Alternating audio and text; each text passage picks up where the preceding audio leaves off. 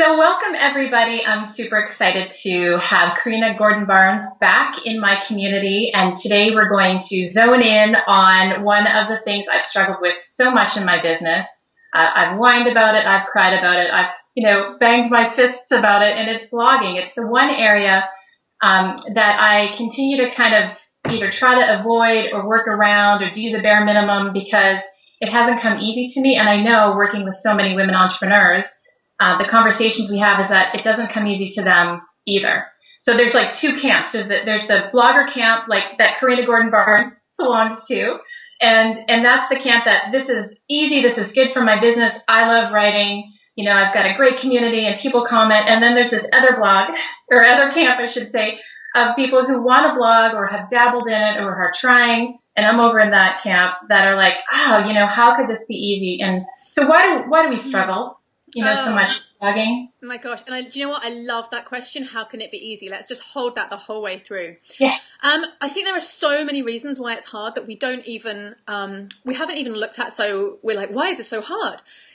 It's because we are incredibly visible. When we blog, every single time we put something out into the world, whether it's to 10 people or whether we know it's reaching 10,000 people, right? That's our opinion. It's completely from us. There's nobody else who's doing the writing or whatever, recording, however we're doing it. So it's like, this is exactly what I think and what I feel and what I want to share with people.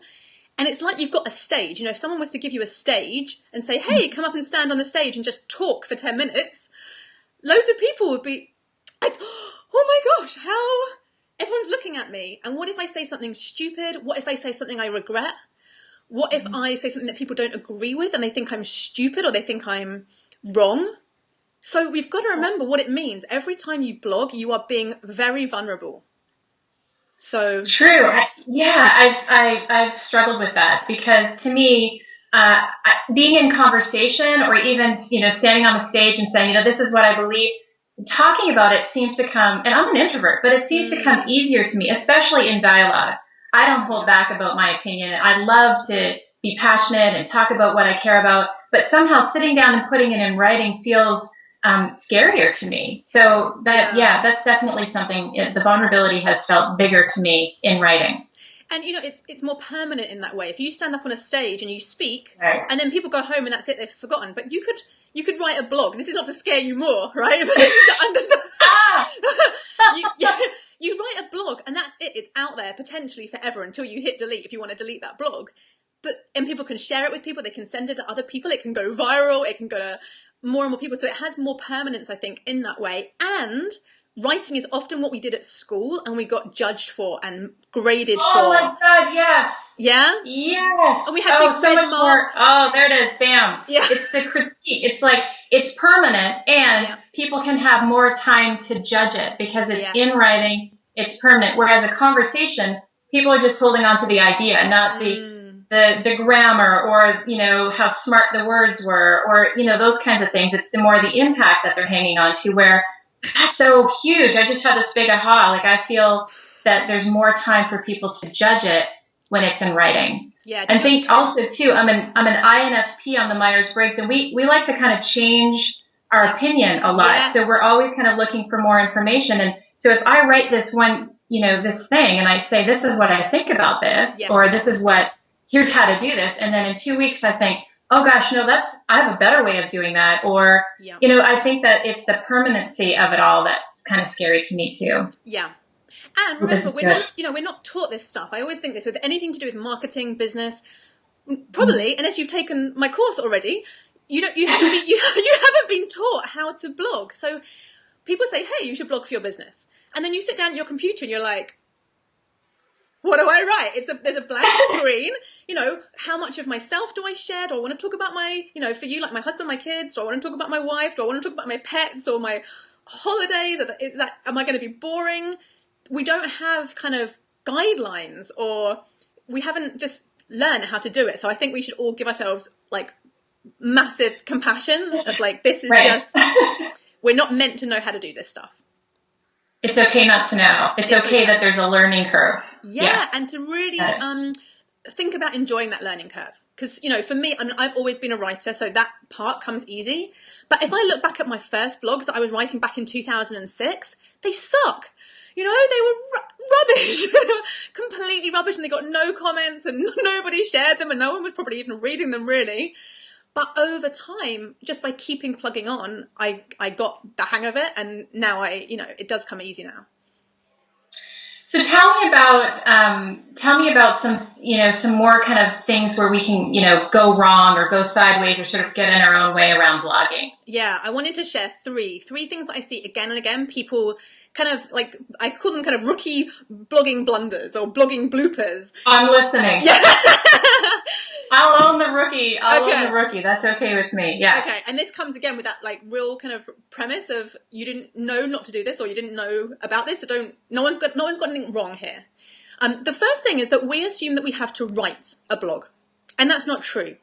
So number one is that the word blog it comes from web log, right? So it just means you're logging something on the web, hopefully regularly.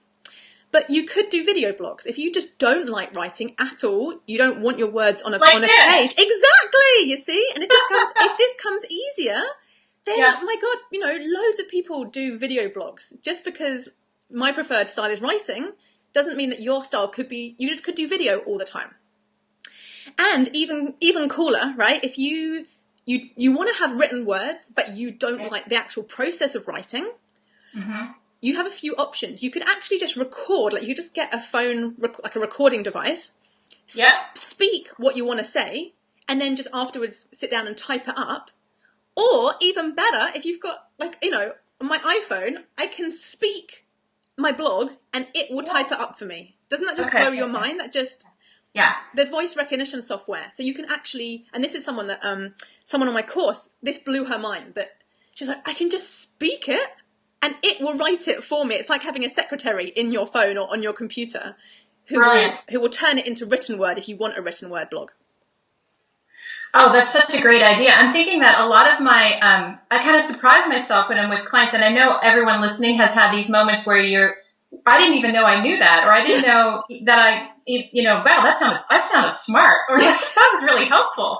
And it's because I'm in conversation with a client, and it just naturally, I'm in a teaching mode. I'm outside of myself. I'm not thinking about being judged. I'm there in service. So even if I recorded that sort of through my computer or through my iPhone with permission and pulled out the teaching bits from that, not the confidential piece from my client, but the teaching bits, that might be a really great way for me to, not sit there and go, God, what do I need to write that nobody else has written yet? Which is, that's not good either. And you've got a really great format in your That's What She Said series that you do, right? It's interviews. You could some people just do interviews, and that could be written videos, video interviews.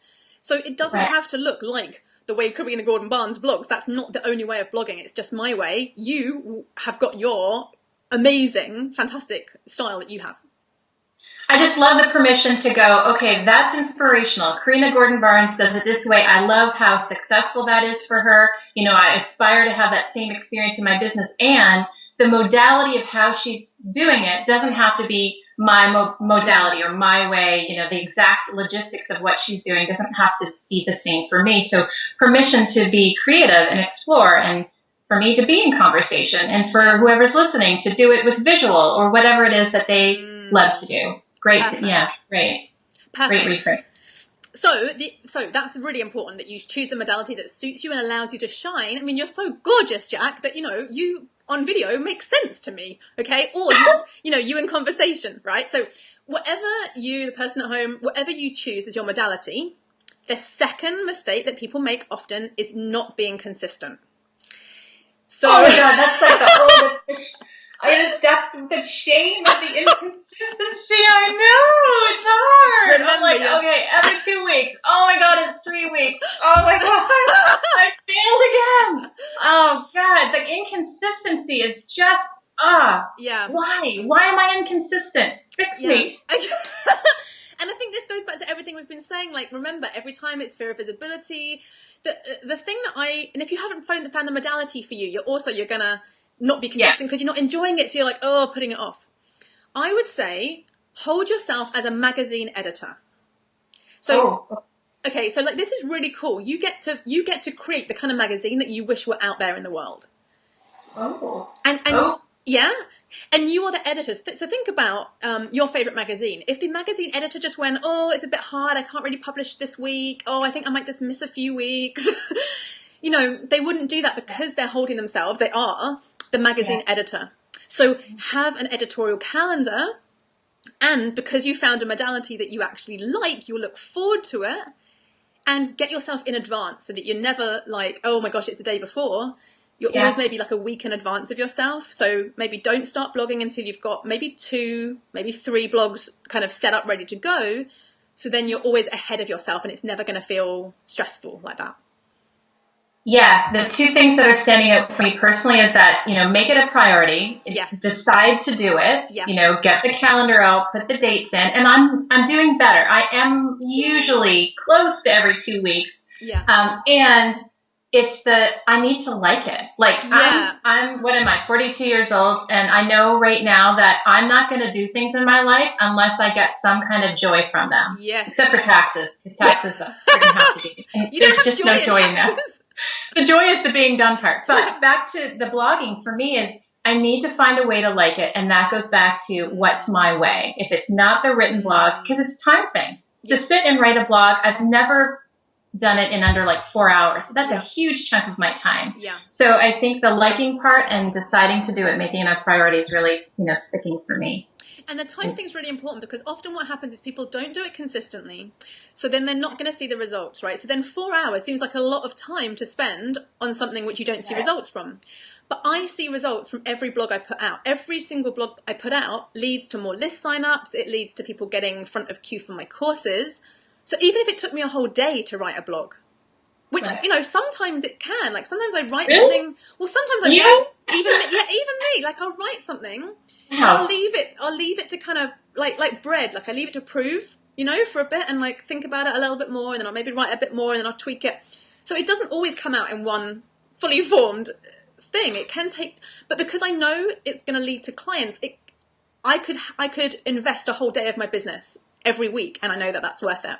But you only get the worth it bit if it's consistent. So it's kind of chicken and egg, but it's like exercise. Honestly, it's like when you first start a program, you don't see the results right away. You know, you're feeling the hardness of it for the most part, but the consistency is when you start to see the results, and results are inspiring and they're motivating, and they kind of, you know, compel us into doing more of it because there's a benefit and it's more joyful to have, to not hear crickets out there, but to have some type of impact. And I think as entrepreneurs, we're really wanting and needing to have impact in order to do something, in order to keep going. So important. In module 2 of the course that I teach about blogging, that's exactly what we do. How are you going to measure results before you see the results, which you're eventually going to get, right? So before you get the clients, how are you actually going to measure that your blogs are having impact? And I put that right as an early module because I want people to stay the course long enough, you know, to go long enough where you start seeing your muscles, like when you're working out, like, woo, check me out. Exactly. So where we are now is one of the big things that gets in the way is this sense of being visible and feeling vulnerable because of that visibility.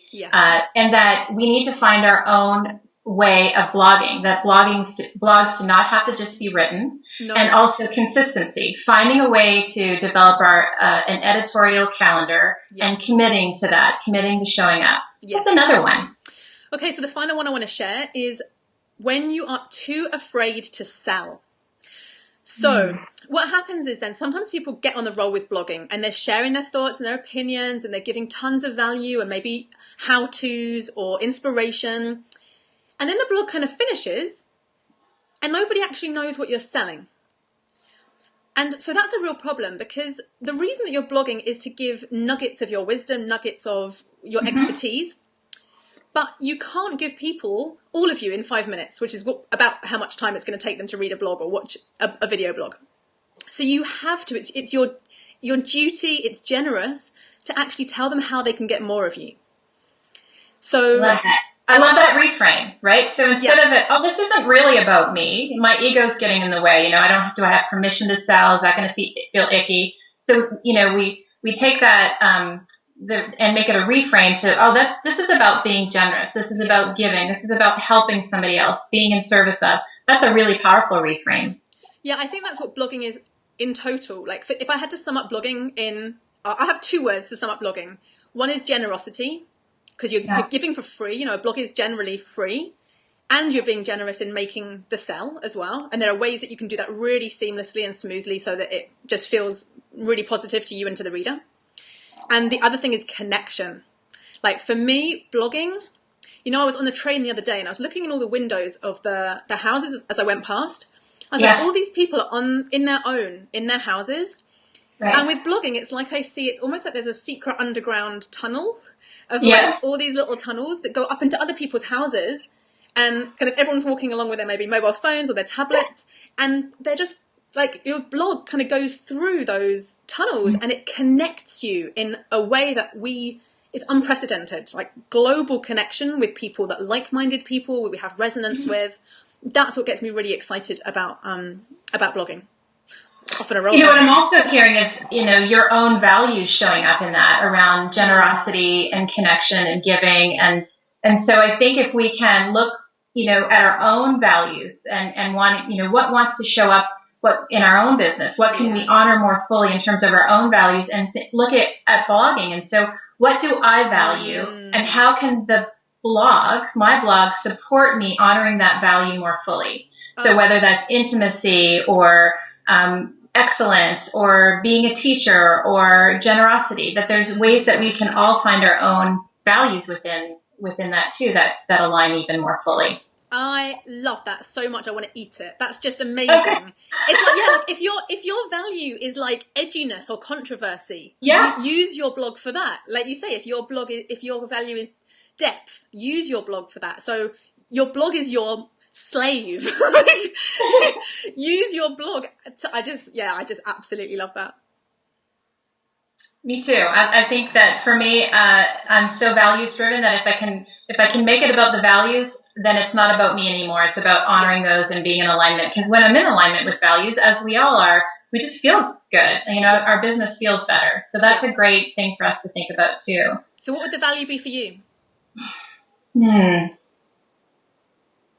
Connection's a really important one, and encouragement.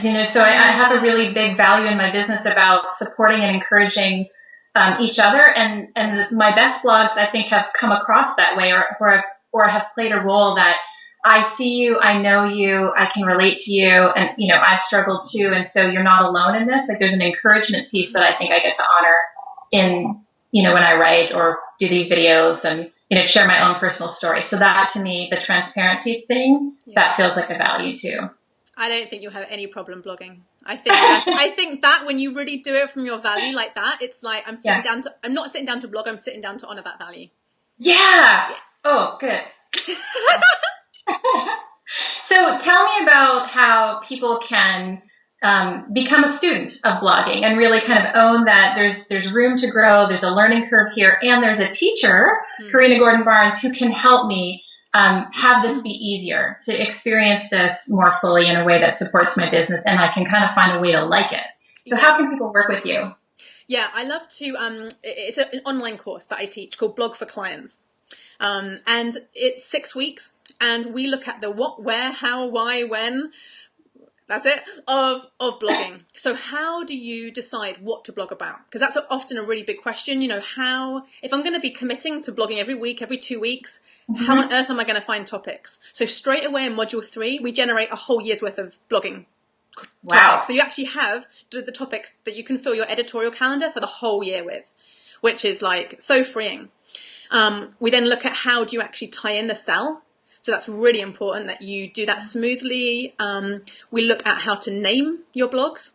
So the titles that are going to make people, because it doesn't matter how amazing the blog is that you write, if your title is crap, no one's going to know that your blog is brilliant. So you're going to lose people. So I give literally kind of templates of how you can structure your blog title. We look at all kinds of things like how to encourage comments so that it's not just a kind of birds tweeting feeling, but you actually get a sense of community. how you tie it into your email list. So how do you make sure that the people who are reading your blog stick around, join an email list, people on your email list keep coming back? How do you use social media? So exactly how to put out the word on social media and how often to do that. We look at things like images, so what images to include. We look at things like how to do hyperlinking, and basically everything you need to know to blog is in the 6-week course. And yeah, go on. What just struck me is that I'm in a course now with Jen Loudon called Teach Now, and, Yes. and I've heard this concept before, but it's really sticking. It's like go an inch wide and a mile deep. And when I think about the Blogging for Clients course, that's what it is. It's not surfacey. You're going an inch wide with this topic and a mile deep, and so you're covering so much ground. And the other thing I know about this course is that it's very experiential. So it's not just like drinking from a water hose of content. We can get content anywhere, but it's about how can I do this now, like make it practical and actually experience it now in my business. So I love the way that you teach and that you make it relevant and resonant for people who are wanting to blog, not just like drinking in content. No, so the massive thing of this is that you're learning about blogging from a blog. So the actual learning site that we use is an online learning site that is structured as a blog. So you get what I'm talking about when I'm saying different aspects of blogs. And it's a group learning. So this is not a home study, kind of do it by yourself. You can do it on your own time because there's no time specific aspect, but you're learning with lots of other people from all around the world, and you're doing the action steps and you're logging, you're typing and logging in your insights and what you've done, your action steps. And then other people are giving feedback. So if you're like, I think these are the topics that I want to blog about, someone else on the course who might be your ideal client is saying, oh, I'm really interested in the first 3, but the other 2 aren't really that interesting to me. So real-time feedback is so important. Yeah, real-time feedback on your ideas, and then real-time feedback on things like where are your ideal clients hanging out? They're going to tell you. Real-time feedback on your actual blog. So like I say about building a buffer of like 2-3 blogs, all your friends on the course are going to be giving you their feedback, and this is what makes it safe, because you're not just going out there and being visible with this blog that no one's read. You've got this kind of playground to try out ideas with your fellow course mates. Hugely valuable. Hugely valuable. There's no other course out there that's quite like this. I love that you're teaching it. I love the success that you've had with it, and the people that have participated in this. I've seen the feedback and I've seen what they've gone off and been able to do. So hugely valuable. When can they register? When does it open? Right now. It's open. It's open right now. When this video is live, this will be open. So come over to youinspireme.co.uk. And you'll see in the top right of the website, there's a picture of a woman at a keyboard. That's our little image that we have for the Blog for Clients course. And click on through there and you can read all the details and enroll. Great. And I'll put the link right down below here too for everyone. Awesome. Thank you so much for being here. I've learned from you every single time we chat, and I'm excited for people to take some of the tips that you shared today and start playing with them and thinking about them. So in the comments below, what would you like people to talk about? I would love people to talk about how they themselves have been moved by a blog. Because one of the first things to becoming a great blogger is to read other blogs. And one of the pre-course materials that I send out is a reading list of blogs that I think and my community thinks are really amazing. So I would love for you to reflect on, when has a blog moved you? It could be a written blog, a video blog. It could have been 10 years ago. It could have been yesterday. So that you really start feeling the power of blogs as a reader, because that's going to help you as a writer. Brilliant. Yeah. Brilliant. Awesome. Okay, so guys, after you're done watching this video, let's hear from you. We'd love to know you and hear about where you've been moved in the blog. Yeah. Thank you, sweetheart. My total pleasure. Thank you for having me. You're welcome. See you soon. See you. Mwah.